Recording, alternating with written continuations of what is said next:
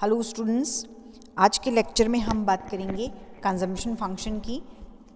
हम देखेंगे कि एवरेज प्रोपेंसिटी टू कंज्यूम और मार्जिनल प्रोपेंसिटी टू कंज्यूम क्या होता है। मीन्स हम देखेंगे कि औसत उपभोग प्रवृत्ति और सीमांत उपभोग प्रवृत्ति क्या होती है, और उसके पहले हम देखेंगे कि कंजम्पशन फंक्शन होता क्या है, उपभोग फलन क्या होता है। ठीक है, तो हम देखते हैं कि उपभोग फलन जो है वो कीन्स का जो रोजगार और आय का सिद्धांत है उसका ही एक इम्पॉर्टेंट और अनिवार्य जो तत्व है वो है। मतलब कीन्स के अकॉर्डिंग क्या था, देश में आय और रोजगार का जो निर्धारण किया जाता है वो प्रभावपूर्ण मांग के द्वारा होता है, इफेक्टिव डिमांड के थ्रू होता है। और ये जो प्रभावपूर्ण मांग होती है वो मेन रूप से कुल उपभोग और कुल निवेश व्यय पे डिपेंड करती है।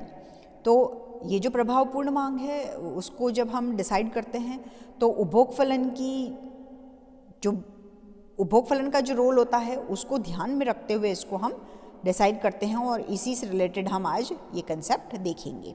सबसे पहले हम देखते हैं कि ये जो कंजम्पशन फंक्शन होता है ये होता क्या है।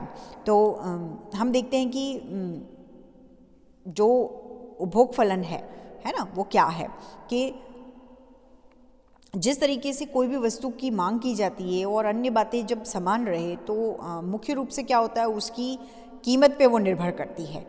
ठीक उसी तरीके से क्या होता है, देश में जो कुल उपभोग होता है वो भी मेन रूप से किस पे, सकल राष्ट्रीय आय पे डिपेंड करता है। ठीक है, और उसी को उपभोग फलन जो होता है या जो उपभोग प्रवृत्ति है उसका मीनिंग भी यही होता है कि कुल उपभोग और कुल राष्ट्रीय आय के बीच में जो फलनात्मक संबंध होता है उससे इसको देखते हैं। Okay, according to professor K Kurihara, propensity to consume और consumption function is a functional relationship between two aggregates, total consumption and gross national income. Professor Kurihara क्या कह रहे हैं? प्रोफेसर कुरिहारा ये कह रहे हैं कि उपभोग फलन और उपभोग प्रवृत्ति जो होती है वो कुल उपभोग और सकल राष्ट्रीय आय जो होती है उन दोनों के बीच का जो फलनात्मक संबंध होता है उसको वो इंडिकेट करती है। ठीक है, अब हम देखते हैं कि जब राष्ट्रीय आय बढ़ेगी, जब नेशनल इनकम बढ़ेगी तो टोटल कंजम्पशन होता है वो भी बढ़ता है, जबकि क्या होता है, राष्ट्रीय आय के कम होने पे कुल उपभोग जो होता है वो भी कम होता है। तो इस तरीके से जो उपभोग फलन है या जो उपभोग प्रवृत्ति है वो आय के डिफरेंट लेवल्स को और कुल उपभोग व्यय के बीच के फलनात्मक संबंध को वो एक्सप्रेस करती है। तो जब हम इसको फॉर्म में देखेंगे, है ना, एक फॉर्मूला के थ्रू देखेंगे तो हम ये कह सकते हैं कि C equals to function of Y, जो हम पहले भी प्रीवियस लेक्चर्स में कर चुके हैं। ये क्या है, ये होता है consumption is a function of income. ठीक है, मतलब इसमें C क्या है, इसमें C है कंजम्पशन, Y क्या है, इसमें नेशनल इनकम है, F जो होता है वो फंक्शनल रिलेशनशिप को बताता है। ठीक है, तो अब ये इसमें कह रहे हैं कि जो उपभोग होता है वो जो डिपेंडेंट वेरिएबल होता है उपभोग, ठीक है, और वो इंडिपेंडेंट वेरिएबल कौन सा होता है, नेशनल इनकम, उस पर डिपेंड करता है। ठीक है, फिर ये कह रहे हैं कि अगर हम कुछ और देखें और दूसरे शब्द अगर हम लें तो हम ये कह सकते हैं कि जो ये उपभोग फलन होता है या उपभोग प्रवृत्ति होती है इसका मीनिंग क्या होता है, इसका अभिप्राय हम क्या समझ सकते हैं कि उस समस्त उपभोग अनुसूची से होता है जो आय के भिन्न भिन्न स्तरों पर कुल उपभोग और कुल राष्ट्रीय आय के बीच के फलनात्मक संबंध को व्यक्त करती है। ये जो अनुसूची होती है, ये जो शेड्यूल होती है, ये क्या बताती है कि नेशनल इनकम जो होती है उसके जो भी डिफरेंट लेवल्स होते हैं उन पे कितना कितना वास्तविक उपभोग होता है या उपभोग संभावित कितना होता है। तो ये जो उपभोग प्रवृत्ति है उस उपभोग प्रवृत्ति से क्या होता है, आय और उपभोग के पॉजिटिव कोरिलेशन का पता चलता है, धनात्मक सहसंबंध का पता चलता है, और आय में जो वृद्धि होती है उस पर उपभोग में वृद्धि और आय में कमी होने पे उपभोग में कमी जो होती है उसकी ये प्रवृत्ति होती है। ठीक है, अगर अब हम देखें कि जो इकोनॉमिक्स है उसके अंदर दूसरे नियम जो होते हैं उनके अकॉर्डिंग ही हम इसको देखें तो उपभोग फलन क्या है, अन्य बातों के समान रहते हुए की मान्यताओं पे आधारित होता है। और ये अन्य बातों के समान रहते हुए क्या होता है, उपभोग मुख्य रूप से किस पे, मेनली किस पे, आय पे निर्भर करता है। किस पे डिपेंड करता है, इनकम पे डिपेंड करता है। और उपभोग को प्रभावित करने वाले जो तत्व होते हैं उनको इसमें क्या स्टेबल मान लिया गया है, उसमें वेरिएशन नहीं होता है, हम ये मान लेते हैं। और उपभोग फलन जो होता है, कंजम्पशन फंक्शन जो होता है, वो उपभोग प्रवृत्ति की जो इंडिकेटर्स होते हैं उनकी जो शेड्यूल होती है उस पर डिपेंड करता है। ठीक है, अब हम पहले उसकी शेड्यूल देखेंगे, देन आफ्टर फिर उसका डायग्राम देखेंगे। ठीक है, तो ये जो हम शेड्यूल देखते हैं इसके अंदर इनकम दिया हुआ है, करोड़ों में दी हुई है, वो 0, 1000, 2000 करोड़, 3000 करोड़, 4000 करोड़, 5000 करोड़, इस तरीके से वो इनकम में दिया हुआ है। देन फिर उपभोग व्यय दिया हुआ है जो क्या C equals to function of Y है, वो दिया हुआ है हमारा 500 करोड़ रुपीज़, 1250 करोड़, 2000 करोड़, 2750 करोड़, 3500 करोड़, 4250 करोड़, इस तरीके से ये बनाया हुआ है। और इसका ही फिर ये डायग्राम, इस अकॉर्डिंग ही हम इस डायग्राम को देखते हैं। तो आप ये डायग्राम देख रहे हैं, हमारे पास OX एक्सिस पे नेशनल इनकम है जिसको Y से इंडिकेट किया हुआ है, OY एक्सिस पे हमारे पास उपभोग व्यय है जिसको कंजम्पशन C से इंडिकेट किया हुआ है। ठीक है, जो 45 डिग्री पे जो ये लाइन बन रही है ये C इक्वल्स टू Y है, मीन्स किसको बता रही है, ये कंजम्पशन है जो है वो किसका फलन है, राष्ट्रीय आय, और उस पर निर्भर करता है, ये बताया गया है। ठीक है, फिर यहाँ ये कह रहे हैं कि जो CC रेखा है ना, वो क्या बता रही है, CC रेखा जो हमारी है वो क्या बता रही है, वो ये बता रही है कि व्यावहारिक जीवन जो होता है उसमें उपभोग व्यय में जो वृद्धि होती है और आय में जो वृद्धि होती है वो उसके मुकाबले कम होती है। क्या बता रही है ये, कि हमारे जो हम लाइफ जीते हैं, आइडियली जो लाइफ जीते हैं उसके उपभोग व्यय में और वृद्धि आय में वृद्धि जो होती है वो उसके कंपैरिजन में कम होती है। ठीक है, जो CC से इंडिकेट कर रहे हैं। फिर ये यहाँ कह रहे हैं कि ये जो उपभोग फलन होता है ये क्या होता है, उपभोग प्रवृत्ति का वक्र होता है। ठीक है, फिर यहाँ पे कुल उपभोग व्यय C से इंडिकेट किया है, कुल राष्ट्रीय आय Y से इंडिकेट की है, और ये किसके बराबर है, ये OY1 और OC1 के बराबर है।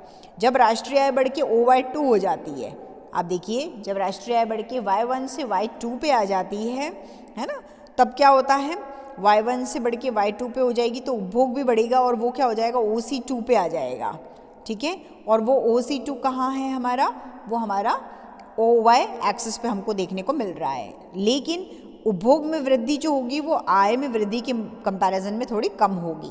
ठीक है, मतलब उपभोग में जो वृद्धि होगी वो किसके कंपैरिजन में, आय में वृद्धि जो होगी उसके कंपैरिजन में कम होगी।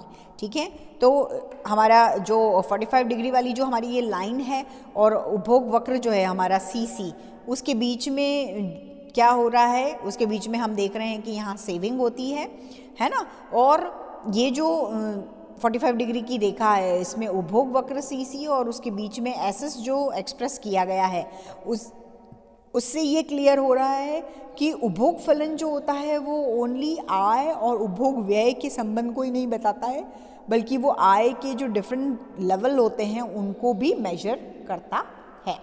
ओके, नाउ अब हम बात करेंगे, ये तो हमारा हो गया ये लेवल।